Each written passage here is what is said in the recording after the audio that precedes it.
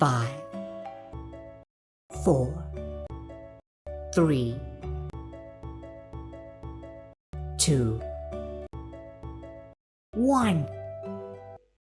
Sir, the Press Council Second Amendment Bill 2004 was introduced by me in the last session, as I submitted in my statement which I laid on the table of the House. I requested the House to consider the Second Amendment because an ordinance had to be issued since the life of the Council was expiring. Since the life of the present Council was expiring, we had to issue the ordinance. At this stage, I do not think I have much to say because it is a very simple bill. It is only trying to extend the life of the Press Council till the end of the year. If we are able to finalize the formation of the Press Council earlier, then, of course, the present term would expire earlier. You will recall I had said in the course of the last debate that a committee of members of Parliament has been working for the drafting of the second bill which is likely to come up before the end of this session. If time is made available, I will make every effort to bring it before the session itself. The committee has been sitting and they have been able to come to their conclusions more or less. It is now in the drafting stage and I hope it will be possible for me to bring the bill before the House soon. I would not like to go into the merits and demerits of the new bill at this stage. I would only say that it is a very simple bill extending the life of the present Council. I hope the House will approve of this at an early date so that I can go to the other House before the budget debate is taken up.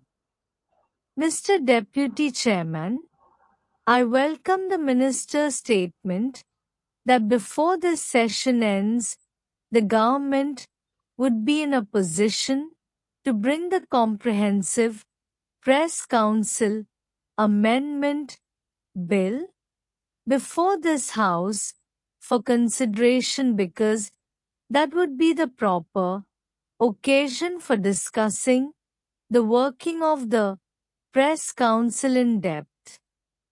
He said that this particular bill, which seeks to replace the ordinance, is a simple bill. No doubt about it. It is a very simple bill dealing with merely the term of the Press Council and giving life to the Press Council which would have otherwise expired even today.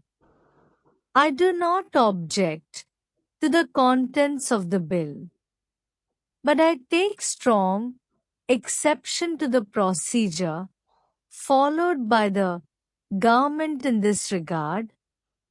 It has been my general objection that Article 123 of the Constitution, which empowers the President to promulgate ordinances during the recess of Parliament, is a very special power.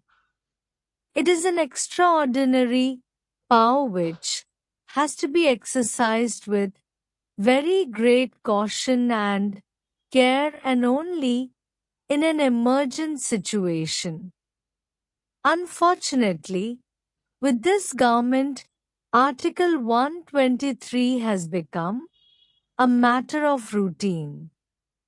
It has been stated in the statement by the minister explaining why an ordinance was necessary, that because the bill was introduced only on 21st December, there was no time to pass the bill as the life of the Press Council was due to expire on 31st December. For this reason, there was no option except to take recourse to an ordinance. My submission to the government would be that the government was fully in the know that the term of the Press Council was due to expire on 31st December.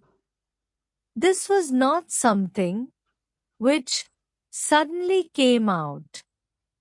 Why did not the government take prompt measures in time to bring forth a bill before Parliament extending the term of the Press Council instead of introducing the bill only towards the fag end of the session of Parliament and then making it a plea for promulgating the ordinance? My point simply is that Article 123 is not intended to remedy the negligence of the government. It is not intended to cover up the lapses of the government. It is intended to be invoked only in extraordinary circumstances when something new crops up which was not or could not be foreseen while the Parliament was in session. Suppose, for instance, between the 21st or 22nd December, when the Parliament session ended, and the 31st December, something had happened which made it absolutely obligatory for the government to have recourse to this ordinance-making power, then I could have understood it. But in this case, I would say that this is only another manifestation of the government's habit of taking recourse to ordinances. Rule by ordinance, I hold very strongly, is repugnant to the concept of parliamentary democracy. It denigrates and weakens the efficacy and primacy of the parliamentary institutions. It is on this ground that I oppose the promulgation of such ordinances.